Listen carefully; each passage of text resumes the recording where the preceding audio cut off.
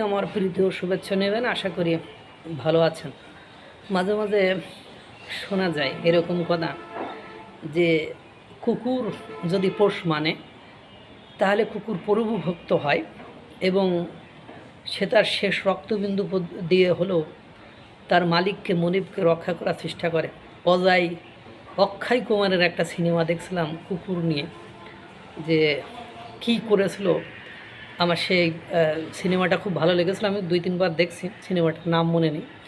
অক্ষয় কুমারের ভারতের সেই লেভেলের একটা সিনেমা ছিল। সেখানে কুকুরকে নিয়ে পানির ভেতর দিয়ে ঢুকে কিভাবে যেন বের হয়েছিল, মানে অন্য অন্য লেভেলে যে একটা মানবিকতাকেও হার বানিয়েছিল এরকম। তো এরকম যে ভারত কি করতে পারে তারই একটা নমুনা। গুলিবিদ্ধ হয়ে পিছু হটেনি টাইসন। ভারতীয় সেনাবাহিনীর বীর কুকুরকে বিশেষ সম্মান। জম্মু ও কাশ্মীরের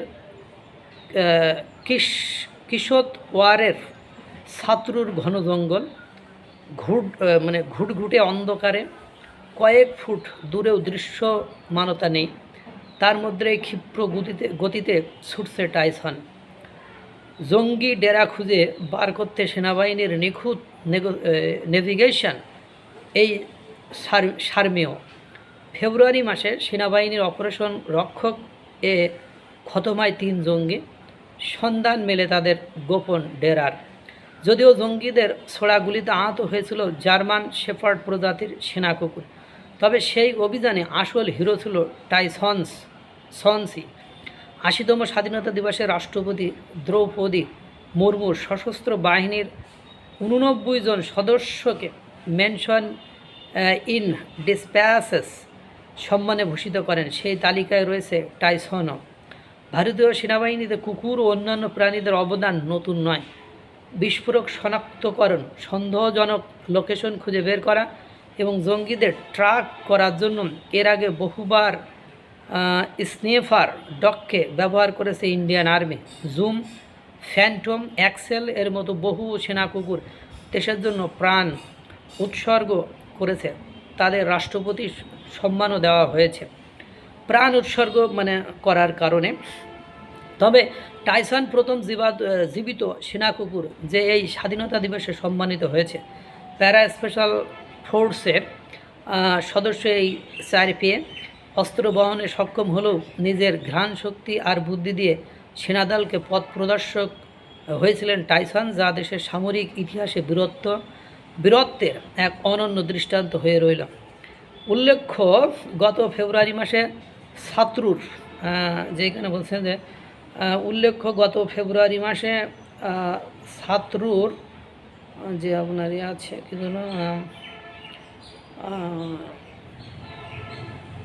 ছাত্রুর কার্যকলাপ রুখতে এর আগেও বহু খেল দেখিয়েছে টাইসন। সেনা কর্মকর্তাকে একটি সংবাদ মাধ্যমকে জানিয়েছে, টাইসনের আগেও বেশ কয়েকটি বড় অভিযানের অংশ ছিল বিস্ফোরক শনাক্তকরণ, সন্দেহজনক লোকেশন খুঁজে বের করা এবং